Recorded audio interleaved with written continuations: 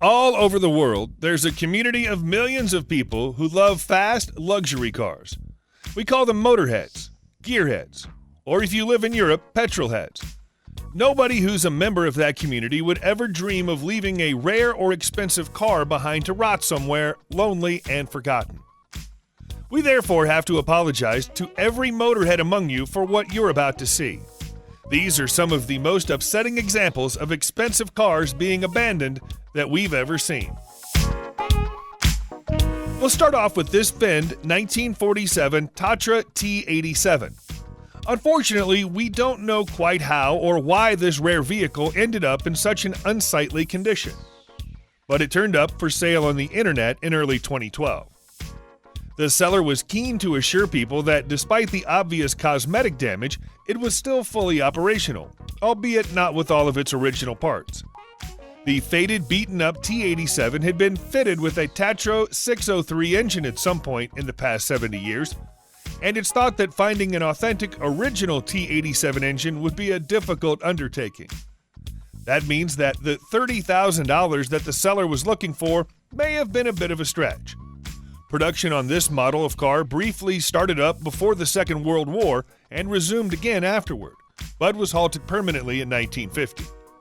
Very few of them still exist in the world today.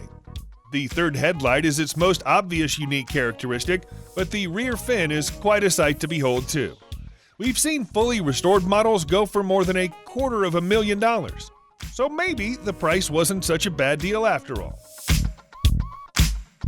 No matter how badly it's treated or how much time passes since it was last on the roads, it's almost impossible to ruin a classic Jaguar. Even in its rusty state, there's still an air of magnificence about this 1954 Jaguar XK120, which turned up as a barn find in March 2020. It's missing its convertible top, the windshield frame is just as absent as the windshield itself is, and it looks like some bad body filler work has been performed on the chassis in the past.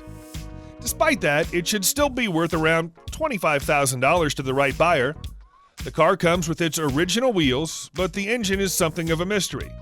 The numbers on the head match those on the car, but the numbers on the block don't. Unfortunately, the once luxurious internal furnishings have either been stripped out or rotted away. Possibly a consequence of being left outside in the open for so many years without the roof to protect it. Even as a skeleton of the car that it once was, it's still a beautiful vehicle that deserves to be treated with a little more respect. Hopefully, it gets that from its next owner. It might take you a second to identify the make and model of this next car. Perhaps you think it's a Maserati or a Lamborghini. In fact, it's neither of those things.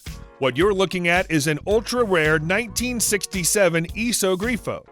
The vehicle was last seen for sale online in 2016 after almost 30 years of abandonment. Considering it wasn't used for such a long time and didn't receive any maintenance during those years either, it's in surprisingly good condition. Only 413 units of this car were ever built, and as a right-hand drive vehicle, this particular Grief OH is one of only 34. It was last driven in 1986, and the 327 cubic inch Chevy V8 it was using at that time is still fitted and presumably still operational. The fact that it was kept indoors has protected it from the worst ravages of time, and so with a reserve price of only $50,000 when it went into auction, we can rest assured that it'll have little difficulty finding a new home. Let's hope it's now out there on the road somewhere. Could this be the most valuable vehicle barn find of all time? We think so. It's a whole collection of 60 rare cars that have been hidden away from the world for more than half a century before being discovered in 2014 in France. As one auctioneer put it, this was like discovering the tomb of Tutankhamun for car lovers. The cars were part of an estate that had been inherited by several grandchildren from their grandfather. Nobody in the family knew about the car collection until the grandfather passed away. Now it's known as the Balian Collection, and it contains cars by Bugatti, Ferrari, Panhard Levasseur, Maserati, Delage, Hispano Suiza, and many more. The star of this collection, however, was one of the rustiest vehicles in the whole set. It's a 1949 Talbot Lago T26 Grand Sport Par Sauchic. If the name means nothing to you, all you need to know is that it's a classic French sports car that's been customized and rebuilt by a legendary custom chassis maker. It was rusty when it came out of the barn, and it'll take a lot of work from an expert to get it back into roadworthy condition, but that didn't stop it from being sold at auction for $1.9 million. Having provided you with one candidate for the title of Most Valuable Barn Find of all time, we're about to give you another one. This one comes from Portugal, where almost 200 classic cars were found in an abandoned warehouse where they've apparently been standing in darkness and silence for over 30 years. The precise location of the Portuguese warehouse has been kept a secret to avoid the risk of theft or vandalism, but it's thought that all of the vehicles inside it once belonged to a vintage car dealer who's sadly no longer with us. The dealership closed in the early 1980s, and almost nobody has set foot inside its warehouse since. There are too many different types of cars here to name them all, but Porsche, Mercedes, Opel, Ford, Fiat, and every other major manufacturing name you can think of is here. Perhaps you can work out which cars are here from sight alone. If you can, let us know in the comments. Valuing the whole set is hard without full knowledge of what's there, but it must easily be worth tens of millions of dollars. In 1964, Porsche began their first series production run of the 901, the car that would eventually be renamed the 911 because of a contractual dispute with Peugeot. The 57th such vehicle was completed in October of that year, then spent a very long time parked inside a barn in Brandenburg, Germany. It might still be there now if it weren't for the detective work of a TV crew who tracked it down in 2014 and alerted the attention of the Porsche Museum. They could tell it wasn't in great condition from the pictures they were provided with, but they needed one for their collection, so they were happy to pay $125,000 for it anyway. The scale of the forgotten vehicle's issues only became clear when they got it to the museum. It was missing its front wings, the brakes and engine were totally seized, and the interior would need to be gutted and replaced.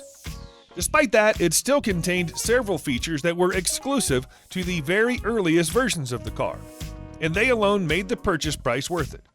It even still had a chrome-plated cigar holder. Looking at it now, after restoration, you'd never believe it was the same vehicle. Hiding a car inside a barn is one thing, but you'd need quite a large barn to stash a full-length limousine. It's not impossible to do so, though. If it were, this 1965 Mercedes 600 Pullman wouldn't have turned up as a barn find in 2013. The luxury vehicle was designed with the American car-buying audience in mind, but somehow this model found its way to Aalsmeer in the Netherlands. Despite its somewhat untidy appearance, at the time it was found, it's thought that it had been off the road for only around 6 years. That means its last owner drove it until it almost literally fell to pieces. Fewer than 3,000 units of this limousine were ever built, so they're hard to come by today, meaning that even battered models like this regularly sell for 6 figures. Whoever bought it would need to carry out some extensive maintenance work, though. The 6.3-liter V8 engine is a specialist piece of equipment and isn't manufactured anymore. The one inside this old limo doesn't work. Finding a replacement won't be easy, but we don't imagine that would put a determined buyer off. Paris is one of the best-known cities of the world. The capital of France is known for its tower, its incredible cuisine, its fabulous architecture, and its wealthy inhabitants. Apparently, the richest of the rich people in Paris have so much money to burn that they can leave cars worth millions of dollars rotting in the Etoile Folk car park for years on end without giving them a second thought. It's hard to call a car park luxurious, but this one is right next to the famous Arc de Triomphe, so we'll make an exception. Inside, there are a pair of Maserati Quattroportes that appear to be permanent residents. They're joined by a Bentley Continental GT, a Ferrari 550 Barchetta, a Lamborghini Gallardo, and a Mercedes-Benz SL55 AMG. They're dusty, their tires are flat, and it's clear from the thickness of the grime on them that nobody has come to look at them or move them for a long time. Perhaps they belong to one of the super-rich footballers who play for Paris Saint-Germain. Maybe we're looking at Neymar's private car collection. While it might seem like a ridiculous notion today, back in the 1950s, most car manufacturers were convinced that jet-propelled vehicles were the future of transport, and they sank big money into coming up with viable concept cars to support the idea. None of them caught on, but some got further than others. As an example, here's a Plymouth Tornado concept car from 1958. It was really just a reworking of a Plymouth Fury from the same year, but that didn't stop it turning heads at motor shows across the length and breadth of the USA. The tailwing, rocket exhaust, and aircraft nose all confirmed that this car was built with speed in mind, and Plymouth was still working on enhancing and refining their speedy, futuristic machine as late as 1964. By 1974, it was clear that it didn't have a future, and it was sold into private hands. But the new owner passed away shortly after buying it, and the car ended up abandoned in a field for the next 30 years. After 2 more sales, it reappeared again in 2019, almost derelict with hornets' nests in its seats. Now it's been fully restored and looks sensational. We're moving from jet cars back to supercars, and specifically a whole collection of supercars that were abandoned in a hurry in Bolivia back in 2012. All of the vehicles you see here are the former property of Humero Roca, an airline boss who fled his home country after being accused of stealing almost $40 million from his own company. He couldn't take his 60 luxury vehicles with him, so the state took a keen interest in seizing them. We don't know if they succeeded, but if they did, they would have become the proud new owners of a 1969 Dodge Charger RT, a Toyota Supra, a Dodge Viper, a Nissan GT-R, a Ford Mustang 351 Boss from 1970, and even a Ferrari Formula One car used in track testing in the 2007 season. It's a beautiful set of cars, but even adding them all together and selling them probably wouldn't quite generate the $40 million that Roca supposedly took from his business. We're not sure what happened to Roca after he went missing, therefore we're also not sure what happened to these abandoned cars.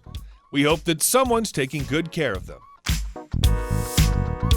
You can't disguise class, even when it's coated in dust and showing the marks that have come with the passing of the years.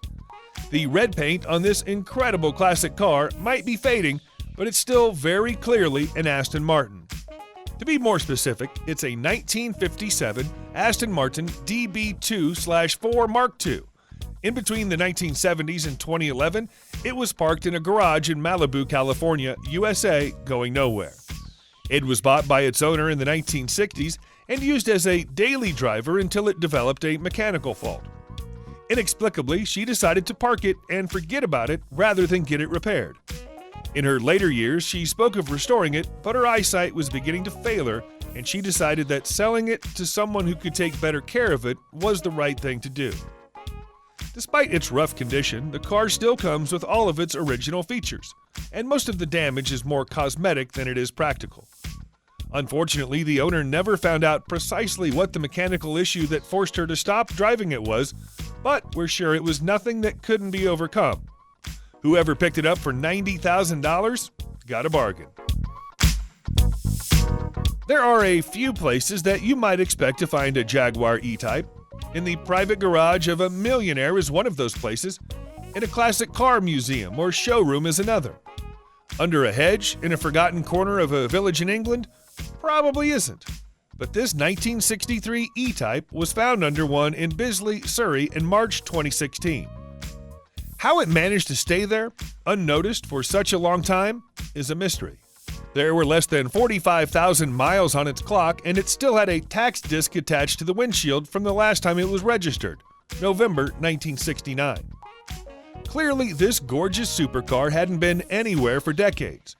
A little research tells us that this is the car that was raced by Frank Riches at Brands Hatch and other British racetracks between 1967 and 1969. But it gave up when the clutch burnt out and it was put into private storage. Somehow, private storage was replaced by storage under a hedge at some point in the past 45 years. Being under a tarp has afforded it some protection, but it's still a little bruised and the clutch will still need replacing. With a price tag of less than $100,000 when it was sent to auction, we're sure it became an exciting restoration project for somebody. Subscribe to the channel and turn on notifications, and you will be the first to know when a new video comes out. Thank you for watching, and see you in the next video.